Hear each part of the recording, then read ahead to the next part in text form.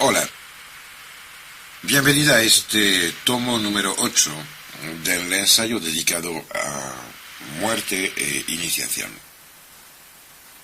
Claro está que la totalidad de los fenómenos observables en el transcurso de una vida están desde siempre permanentemente explicados.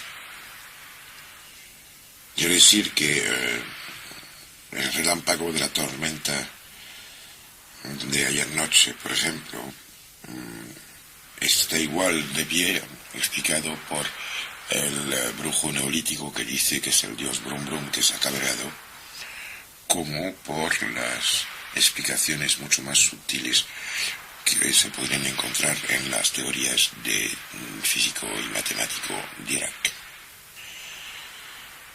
También está claro que siempre es posible describir una cosa con material y explicaciones pescadas en otro campo, otro apartado del desglose habitual u oficial de uno u otro paradigma, sea este vigente o ya pasado. Por ejemplo, y es una anécdota, recordaré solo que hace algo como 25 años, un personaje francés conocido mío se encontró en África a dar cursos de física a unos chavales y no encontró ninguna cosa más genial que la de describir toda la fenomenología eléctrica utilizando unas metáforas. O sea, utilizó el símil hidráulico explicando que las resistencias eran como unas presas, que los condensadores eran unas presas con puertas que basculaban cuando había bastante agua en presión, etcétera, etcétera. Al final llegó a explicar todos los fenómenos eléctricos e incluso a hacer entender y asimilar la casi totalidad de las leyes que rigen este campo muy particular del conocimiento. El problema, porque hubo problema, se planteó un día en el cual uno de los alumnos, enfrentado a un problema casero relacionado con la electricidad, puso un recipiente de cristal debajo de unos hilos eléctricos que cortó con tijeras para recuperar en el vaso la electricidad que fluyera afuera. Evidentemente se electrocutó. ¿Por qué comentó este casi chiste? Únicamente porque en el campo que a nosotros importa ahora mismo hay exactamente este mismísimo peligro. Hay en circulación en todos los sitios del planeta una pletora de libros o escritos, cosas, que cada una describe, predicando por su capilla, los fenómenos de todos conocidos, o sea, experimentalmente, o bien será a través de testimonios. El problema mayor es que cuando en este campo se utiliza un lenguaje de escuela o lo que podría resultar de la adhesión a un paradigma cerrado, evidentemente ya se deja muy rápidamente de tener un contacto con la realidad de la cual se habla para tener un contacto sustitutivo con el corpus dogmático utilizado para describir o, en el peor de los casos, intentar explicar lo que de todas maneras existe a pesar de todas sus descripciones. Volviendo al tema que nos preocupa, antes de empezar lo que va a ser el objeto de este tomo, creo de vital importancia aclarar algo.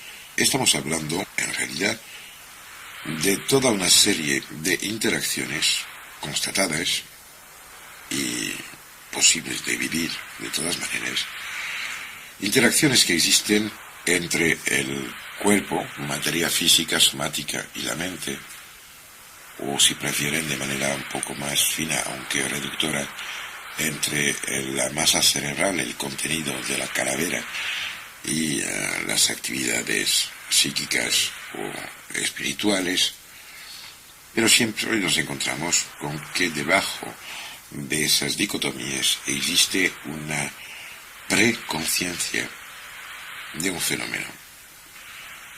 Y es la siguiente: no somos el cuerpo nuestro. Tampoco somos nuestro cerebro. Esta intuición que todos los enamorados de infinidad tienen se puede encontrar a lo largo de los milenios en todas las huellas dejadas por aventureros del espacio interior. Y apuntan a una cosa: aunque moleste a todos los que necesitan encerrar el ser en su peso, el conjunto de sus análisis biológicos, su ocupación material del espacio en el cual se encuentra, a pesar del gran interés a limitar el ser a esos aspectos, porque estos sí que se pueden de una manera u otra controlar y permiten efectivamente el ejercicio de la locura del poder. A pesar de esto, todos, digo bien todos, sin ninguna excepción, vivimos o hemos vivido alguna vez la sensación y la experiencia de la certeza absoluta de que no es posible que este que veo y toco, este que veo en el espejo, sea yo. Todos albergamos en el más hondo de nuestra estructura semiconsciente habitual, albergamos el plan, el molde, la huella de un ser del cual sabemos que somos él, y también sabemos que no es como aparentemente somos. Es importante que mantengan en un lugar cualquiera de su mente el concepto siguiente: no estoy buscando de poner como más importante o menos significativo o introduciendo una frontera aleatoria entre el cuerpo, la mente, la psique, las emociones, el espíritu, lo que se queda y lo que se va. Estoy hablando de 3 niveles. El primero es que dentro de la conciencia de infinito, que nace con mucha facilidad dentro del ser, a pesar de que lo más de veces aparece en momentos de angustia, está claro que el niño, el chaval, el adolescente, el adulto, evolucionan perdiendo cada vez más características, y que si se siguiera la línea matemática de evolución corporal de alguien de 80 años, a los 250 parecería ya una bola arrugada.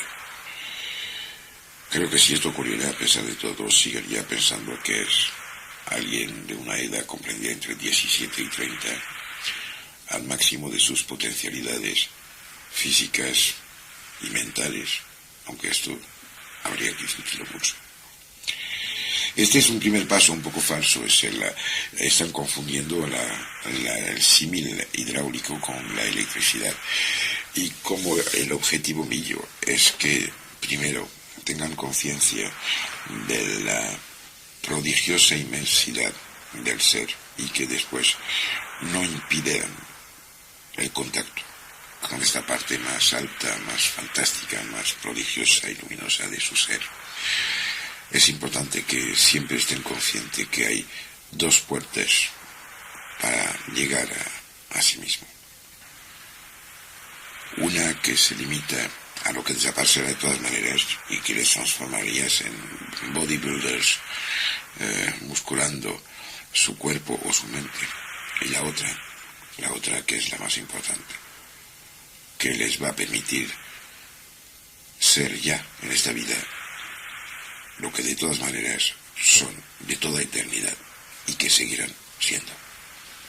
En cuanto a las interacciones cuerpo-mente o cerebro masa cerebral psique,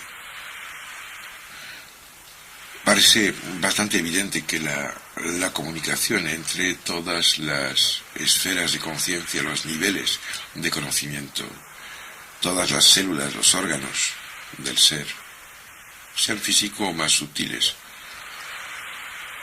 La comunicación parece que oficialmente es una especie de montaje mecanicista de reacciones químicas y de comportamientos físicos.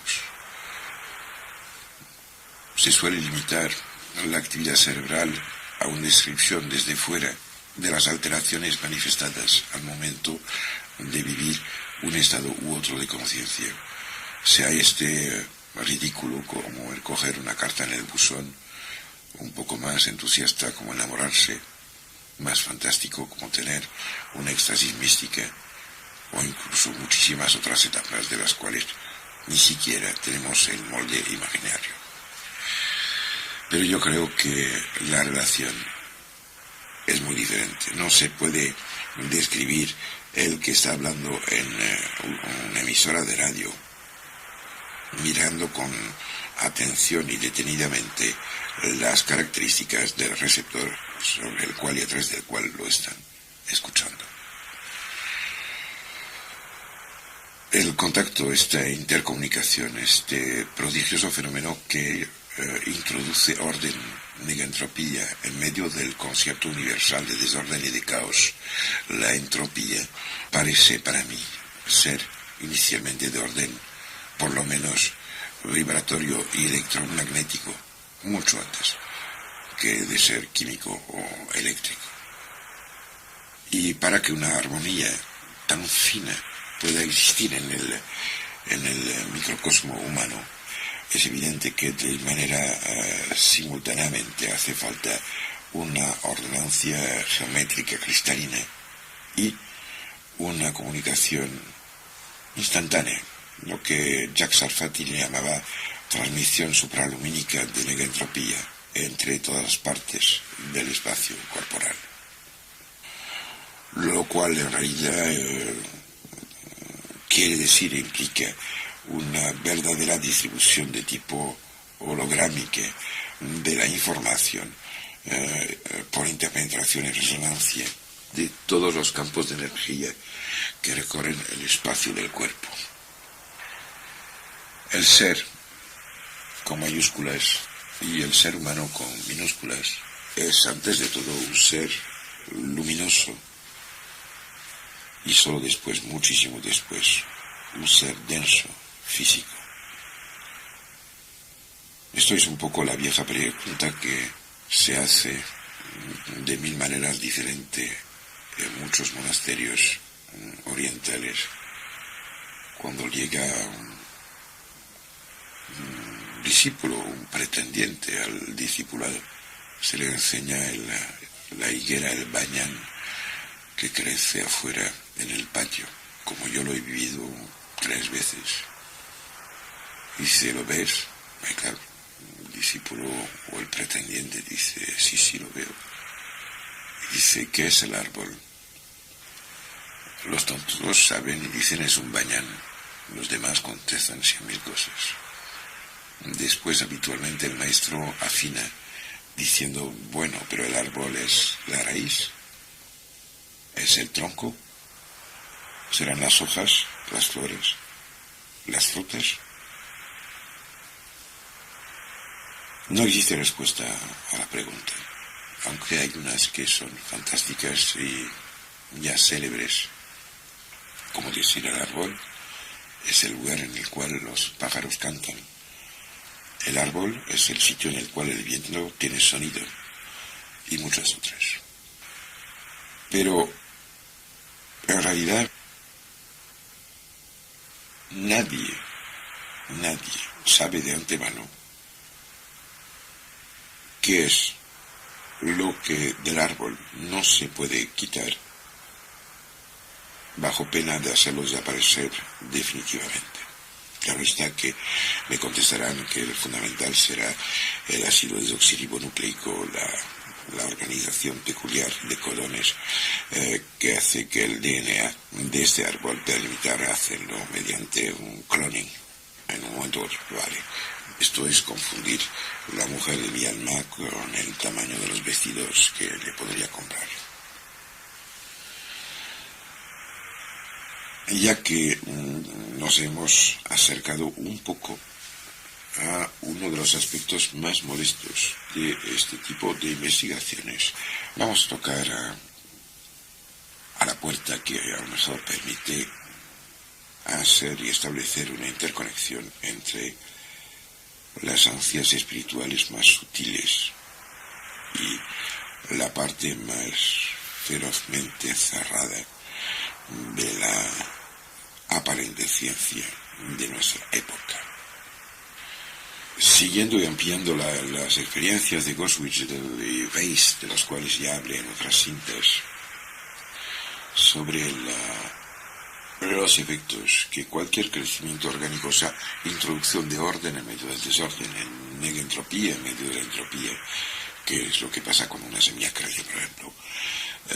Siguiendo esas experiencias, fue un hombre llamado Wasserman, que en un libro que se llama An Outline of a Field Theory of Organismic Form and Behavior, publicado en el simposio de la Fundación SIBA, celebrado en Boston, que formuló unas cuantas normas que podríamos definir como afines a la física y al pensamiento físico, que rigen esos campos.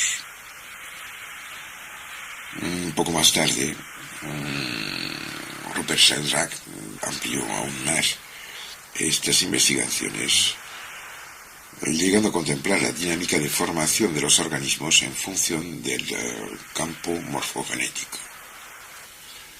Campo morfogenético son esos campos de fuerza que dibujan el espacio dentro del cual el desarrollo de un potencial vital se va a desenvolver y desarrollar hasta llenarlo, y que antes de que ya lo llene tiene y posee las características finales del punto de vida, lo que Boscovich llamaba los punte, una vez acabado y perfecto.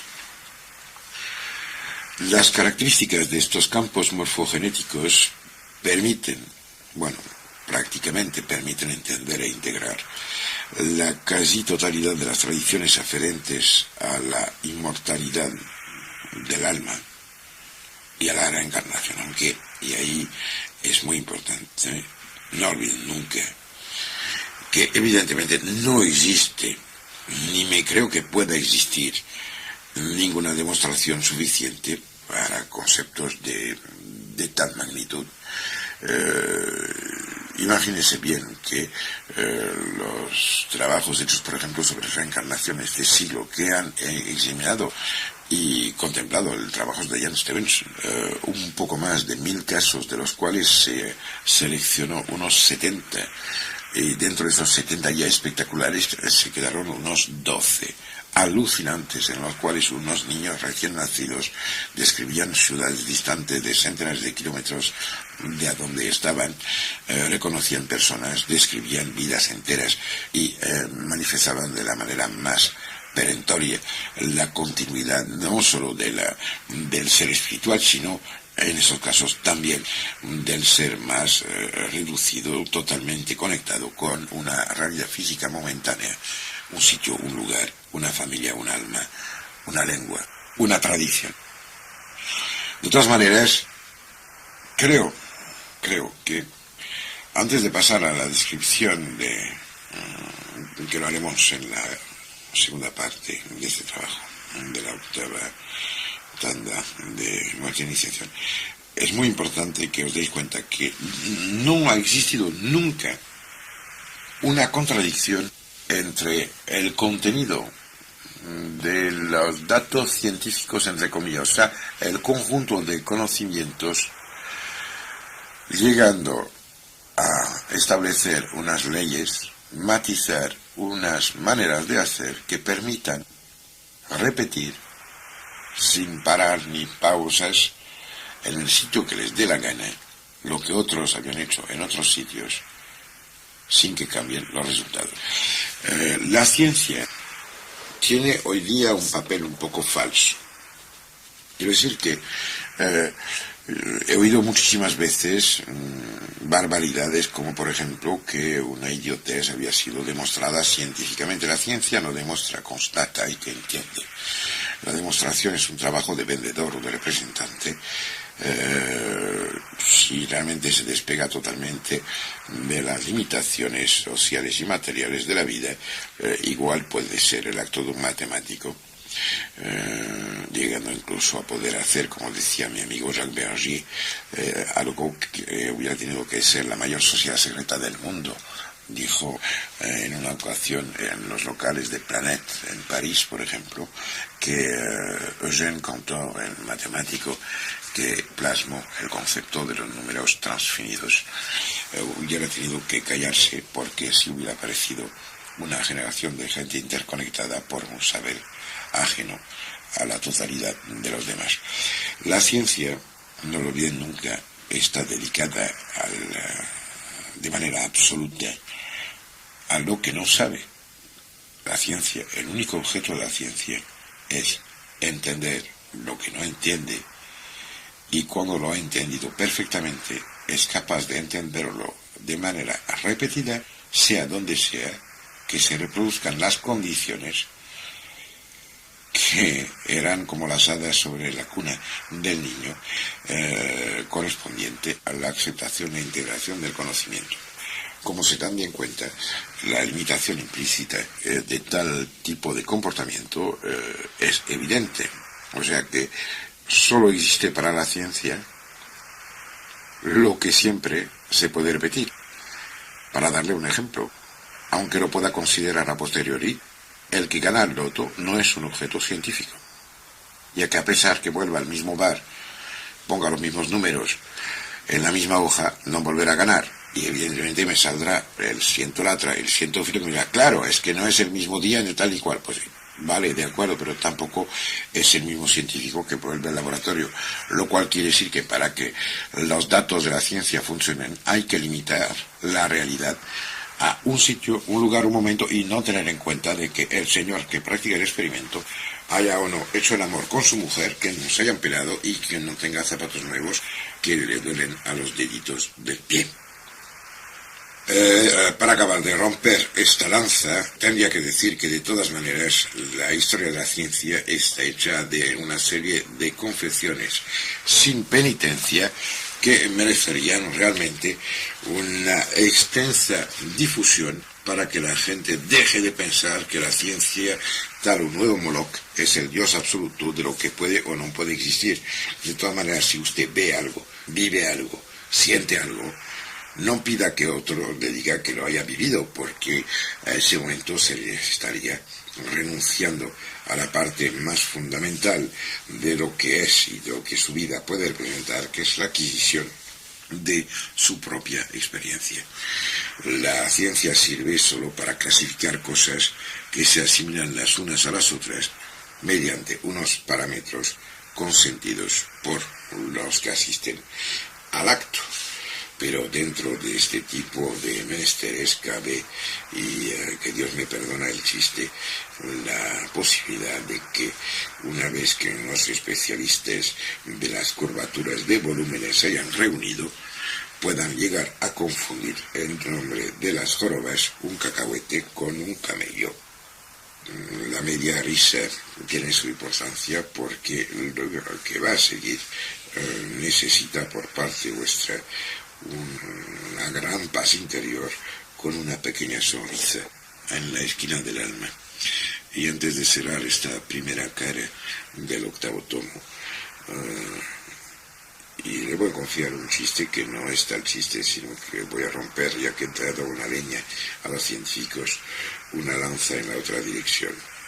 Para los que piensan que haciendo ciertos rituales concretos, moviendo los miembros, cantando cosas o metiendo Dios sabe qué ingrediente en el escenario, van a conseguir algo que solo se consigue viviendo con conciencia abierta. Les diré una cosa dicha hace años en París, en el Fouquet, y a propósito de una discusión muy larga y casi insoportable sobre el yoga. Se dijo que si bastaba ponerse en cuclillas para tener la iluminación, Hace ya tiempo que todas las ranas serían Buda.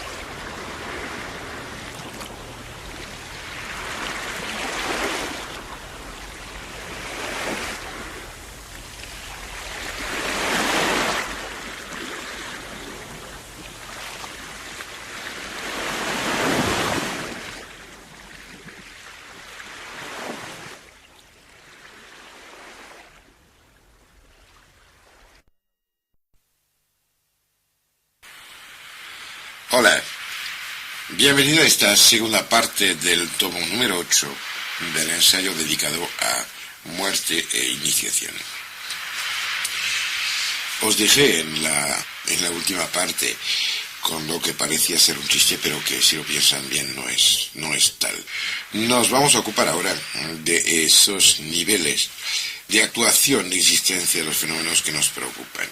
Antes de empezar a describirlos, creo importante recordar que no estoy haciendo un curso de física teórica, pero que muchas de las constantes que se reconocen, para tener una idea de la constante, pues habitualmente el agua moja, esto sería una constante. Bueno, hay otras más complejas, pero son constantes.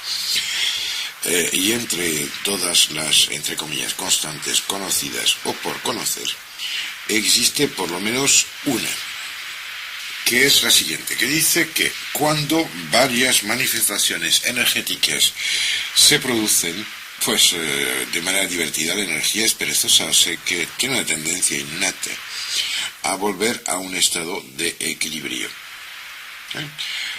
En cuanto a las manifestaciones que nos preocupan, existen tres niveles. No son los que yo digo, sino que estamos haciendo un paseo dentro de las hipótesis y datos que nos han aportado los investigadores. Estos tres puntos aparentemente fundamentales son los siguientes. Uno, en ausencia de perturbaciones, el campo soporte, quiero decir que la zona de interacción mente, cuerpo, espíritu, cerebro, pensamiento, psique, queda de manera permanente en uno de los estados estacionarios posibles. Esto es un poco como decir que suena mejor la guitarra cuando se plasma un acuerdo con sus cuerdas. Y de todas maneras, esto siguiendo la segunda ley de la termodinámica, el más estable de estos está siempre aparentemente el que posee el coeficiente de energía más bajo. Segundo, los intercambios de energía o de información, que al final resulta ser lo mismo si se mira con bastante atención e inteligencia. Los intercambios, decía, de energía o información, o sea, datos entre campos, obedecen a la ley de conservación de la energía, la segunda ley de la termodinámica, y son limitados por sus probabilidades de transición. ¿Qué quiere decir esto? Que solo ciertos cambios de estado son posibles en ciertos momentos. O sea, que si usted monta una construcción con piedras desiguales, solo existirán unas cuantas secuencias que serán estables, y en estas secuencias podría sustituir alguna que otra pieza, pero ya tendría que ser por unas piezas muy especiales que respondan a los puntos de contacto y de presión específicos de la piedra que quita. Tercero, y esto es la otra norma que parece aplicarse, es la siguiente: varios campos pueden estar relacionados entre sí de manera específica. El estado de estas conexiones tiene menos cuota energética que la que cada uno de los campos aislados tendría estando en un estado estacionario. O sea, eso quiere decir que cuando hay interacción entre el cuerpo, que tiene su actividad biológica, esos intercambios, movilización de oxígeno, transporte de ion hidrógeno a lo largo de la cadena descrita por el ciclo metabólico de Krebs, y la mente definida por su capacidad de ocupar o no ocuparse de una u otra fuente de información o de sumisión, porque la información no siempre es poder, a veces es limitación y sumisión, pues pueden tener unas cuantas alteraciones de sus estados recíprocos en cuanto a energía. ¿Qué quiere decir energía? Pues muy sencillo, es muy tonto. Usted coge un cachito de hierro, lo calienta, se pone rojo, o sea, emana una serie de corpúsculos, se desarregla su estructura atómica, y usted, al introducir desorden en la masa universal, introduce un concepto nuevo que es energía, o sea que lo que uno pierde, otro podría aprovecharlo. Esto es un concepto que, a pesar de tener la reputación de estar muy difundido, me temo de que no sea tan común. De todas maneras, para poder seguir tenemos que aceptar por lo menos unos cuantos datos, y aceptando las tres premisas, estamos obligados a formular la posibilidad de que existiesen campos es decir, conjuntos energéticos relacionados con un efecto o una origen determinada, caracterizados por otro tipo de cuantas, o sea, puntos concretos de energía no susceptibles de disociación, diferente de los observados y calculados hasta ahora por la física teórica. En palabras pobres quiere decir que a pesar de que se sepa todo del vuelo del Boeing A340, pocas cosas nos dará sobre el movimiento de la gaviota que miramos encima del mar, al menos que limitamos la gaviota y el Boeing al hecho que tienen alas. De todas maneras, esto implicaría que o bien no puede haber interacción entre estos campos y los campos físicos, lo que provocaría que, en consecuencia, estos campos microenergéticos, de los cuales estoy hablando desde ya varias horas, tuviesen la posibilidad de irradiar su energía, o sea que al momento en el cual impactan en la zona más baja de la realidad, la zona física, podrían irradiar esta energía sobre distancias gigantes, sin que ella pueda ser absorbida por los demás campos físicos, entre otras cosas, porque la origen, la fuente, el punto de referencia de esta alteración de la estructura del continuo espacio-temporal está fuera del sitio a donde se encuentra el observador. Esto es algo un poco brutal, porque hasta los físicos teóricos que tienen premios viven afuera de sus laboratorios y que pocas veces tienen instrumento de medición puesto en su cama de boda o en su cocina o en su barbacoa. Lo que estoy intentando hacer es describir una realidad extensa, y lo que hace la ciencia es decir, mira, lo único cierto es esto y es limitado, con lo cual no me hable del lucio que está nadando en el río cercano comiendo los pececitos que se reproducen en cantidades ingentes debido al agua caliente que tiramos al río, porque no nos interesa. Bueno, esto está perfecto, pero la realidad no se puede limitar. La verdad es total o solo es una descripción. No confundamos los periodistas con las cosas de las cuales hablan. De todas maneras, no se podría intentar finalizar este trabajo, este ensayo sobre los aspectos diversos de la relación entre la muerte y la iniciación, conectándolos con las experiencias cercanas a la muerte, de las cuales hablo desde ya 6 o 7 horas, sin hablar de un señor que se llama William Roll. William Roll publicó poca cosa, pero hay una comunicación de pocas páginas que publicó en la Proceedings of the Pidgin Physical American Names, número 1, en la página 32, en el año 1965, en la cual hablaba de los campos psíquicos, Sea Fields. Y ahí William Roll, que había colaborado durante varios años con Wasserman, llegó a elaborar una teoría fundamentada sobre la experimentación directa, que es la única que al final me interesa y espero os interesa también. Tiene William Roll 6 postulados básicos que nacen de la observación de realidades diferentes, pero incipientes en un mismo postulado. Esos 6 postulados básicos nacidos de la experimentación y citados directamente de sus trabajos son los siguientes. 1. Los campos psi. Por campo psi hay que entender todo lo que manifiesta una alteración de la continuidad del universo físico por la presencia o la interacción de una mente, un observante, un artista, un creador, un sensoriador, y perdón por inventar palabras. Los campos sí existen en estados conexos con campos físicos, que esto es una evidencia, con objetos, quiero decir que hay cosas aisladas del resto y que se puedan determinar frente al restante del universo. Y hay una cosa que en este primer apartado dice que también pueden presentarse en estado libre. 2. Los eventos físicos o mentales producen unas representaciones isomórficas, quiere decir que la forma es constante de ellos mismos dentro de los campos psi, de los objetos animados o inanimados con las cuales se producen los fenómenos. Quiere decir que el efecto de la mente altera el conjunto de realidad al cual se aplica. Y las representaciones isomórficas persisten después de que los eventos que los han formado hayan desaparecido. O sea que una vez que un proceso de interacción mente-materia o nivel con nivel diferente de existencia o universo con universo haya pasado, aunque se vaya el arma, queda la cicatriz. 3.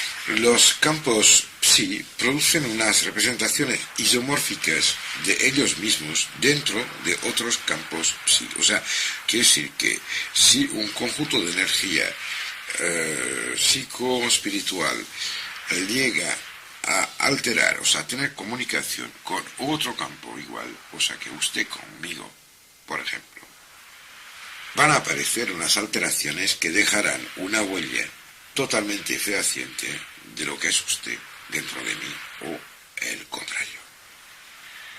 4.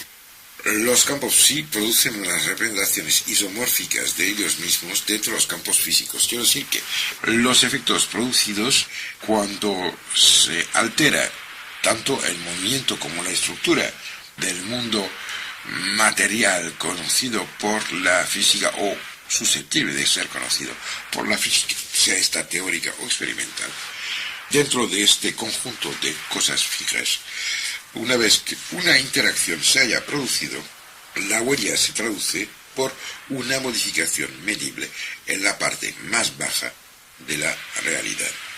5. La probabilidad de transición desde los campos físicos hacia los campos psi es más grande que la de los campos psi hacia los campos físicos. O sea, que es más fácil para algo pesado de aligerarse que para algo muy sutil de ponerse más pesado o denso. Lo cual, entre otras cosas, está diciendo en palabras semicientíficas, porque no me encantaría el traducir letra a letra lo dicho por Roll. Esto quiere decir que como el espíritu se acerca a la materia, la puede alterar y cambiar dejando una huella, pero no se involucra. Y también quiere decir que de todas maneras la zona espiritual sutil es el final de la trayectoria empezada con los procesos de cristalización y de densificación de la materia observada y supuestamente conocida hasta ahora. Punto 6. La probabilidad de transición entre campos psi es más grande que la que puede haber entre campos psi y campos físicos. O sea que es mucho más fácil la interrelación entre zonas espirituales que bajando o cambiando de nivel, yendo hacia lo más bajo. Parece una evidencia.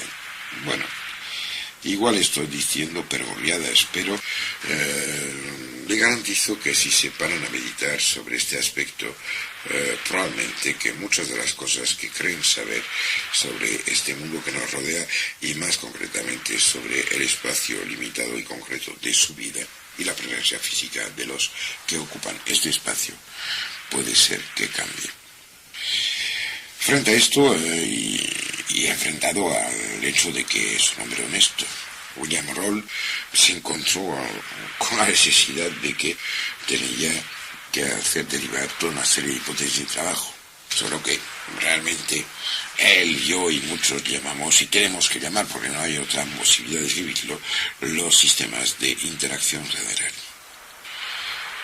Una de sus conclusiones está particularmente adaptada al tema de hoy. En efecto, Roll nota que tiene que ser posible aumentar la emergencia de las interacciones de los campos psi, perturbando o destruyendo sus conexiones con los sistemas de campos físicos.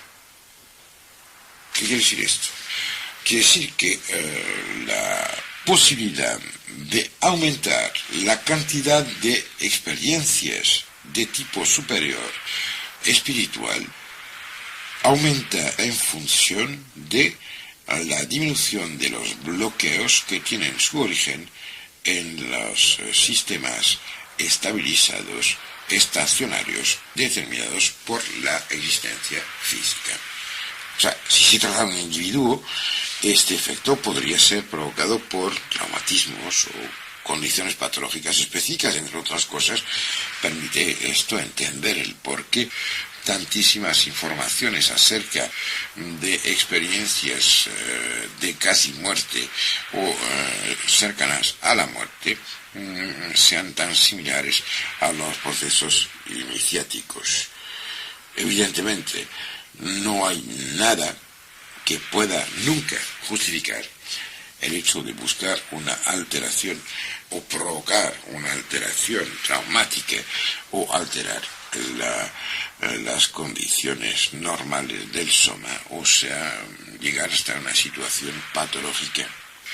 Para tener este tipo de experiencias, este es el atajo de romper la pared de la iglesia para poder ver dónde estaba la puerta.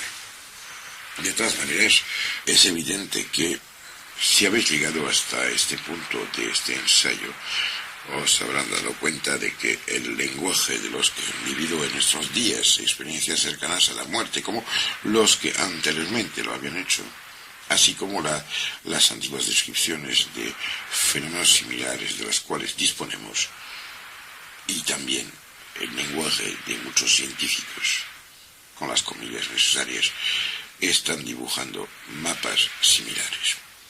Esos mapas, quiero decir, esos planos de los terrenos en los cuales se puede ir y que ya se vislumbran, incluyen tanto el sustrato individual de las experiencias trascendentales como las alteraciones y interacciones existentes con el universo conocido, que de todas maneras, por ser conocido, jamás representará el límite del conocible.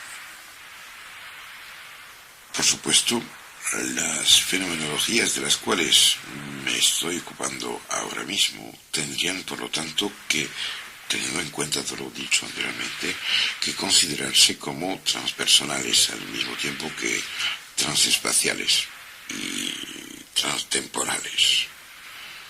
Me doy perfectamente cuenta que estas declaraciones podrían en ciertas condiciones resultar escandalosas, pero ¿cómo podré yo formular lo que sale de estos millares de testimonios a los cuales me he referido a todo lo largo de estas grabaciones y que preocupan hoy día a tantos científicos? Ahí se plantearía otra vez la invalidez de las vivencias frente a los cálculos, pero finalmente vivimos en el mundo que sentimos. La única importancia de los artes del conocimiento tendría que ser la de permitirnos saber qué era lo que sentimos y vivimos una vez que lo hayamos vivido, en vez de negar las experiencias constructoras y hacedoras de individualidad en el nombre de uno u otro paradigma diferente. Y de todas maneras pasa lo mismo con la física, en la medida en la cual, aunque parezca extraño, la física no trata de física, ¿sabe? Recogiendo el pensamiento de Martin Heidegger, que dice, y ahí es él que lo dice, la física como física no puede decir nada de la física. Todo lo que dice la física habla el lenguaje de la física. La física misma no es el objeto posible de una experiencia física. Queda, por lo tanto, establecido que las ciencias no son capaces de presentarse a ellas mismas como ciencias por los medios de sus teorías y por los procedimientos de la teoría. Esto lo dijo Martin Heidegger en Ensayos y Conferencias, páginas 157 y siguientes. Como os habréis dado cuenta, a lo largo de esta exposición y de este ensayo, me he referido varias veces a personas muy dispares entre ellas. Sí he mencionado a unos que otros investigadores reconocidos a nivel universitario académico, ha sido únicamente para no dejar paso a discusiones inútiles sobre la existencia o no de los fenómenos de los cuales estoy hablando. Como lo dije hace un momento, parece inimaginable que no se pueda considerar las hazañas extraordinarias como significativas bajo el pretexto de que precisamente son excepcionales. Y se dio cuenta que siguiendo esta pauta hubiéramos tenido que borrar la existencia de África, de las fuentes del Nilo y 100.000 otras cosas, solo porque eran únicas. El problema opone la unicidad de las cosas importantes a la reproductibilidad pregonada por la ciencia. Es un tema que nunca podéis olvidar. Si lo hacéis mal, harán nacer el silencio y seguirán viviendo el trascendental. Si lo hacen bien, abrirán paso y camino a otros que, como poetas, se darán cuenta, siguiendo a Madariaga, que el camino se hace al andar.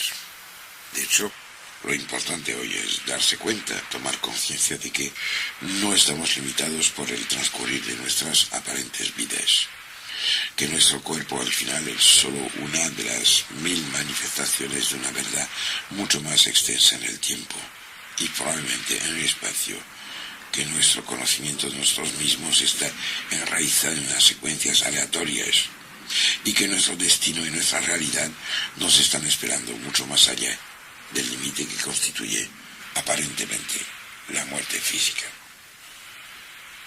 Creo que ya es tiempo de volver a hablar de iniciación, de vida y de muerte, dándonos cuenta que la mente humana no está limitada por lo que nuestra conciencia dormida nos deja saber. El conjunto mente-espíritu, como mínimo transmisible de esta realidad compleja y ambigua, este conjunto es capaz de vivir experiencias de desplazamientos transdimensionales. La iniciación de la muerte, que al fin y al cabo es la iniciación obligatoria, hablo de la muerte para todos nosotros, son una extensión de la conciencia. La conciencia no nace ni muere. Uno empieza a darse cuenta y deja de recordarse. Pero esto está limitado en la cosa que no tiene interés. O sea, no se para la emisora porque usted ya no tiene pilas en el receptor.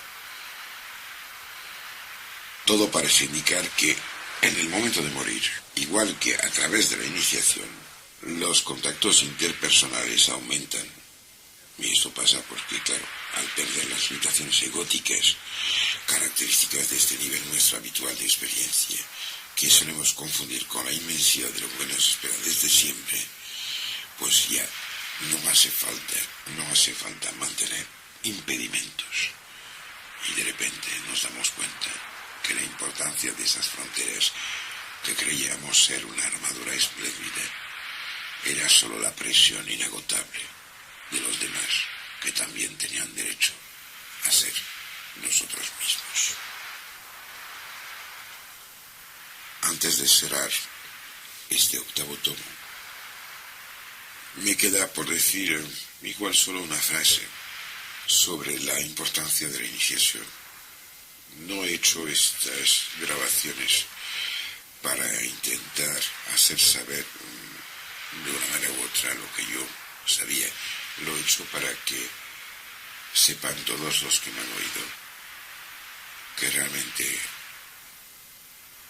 la explosión alegre y prodigiosa de la luz y del espíritu es inevitable. Pero a este nivel nuestro, y con esto acabaré, es cierto que la importancia de la iniciación radica en este puente que establece entre mundos separados por el umbral de la desaparición del cuerpo físico. Nadie nunca ha sido la resultante de su cuerpo. Después de esta cinta seguirán otras que son apéndices y adendas a este trabajo. Gracias y adiós.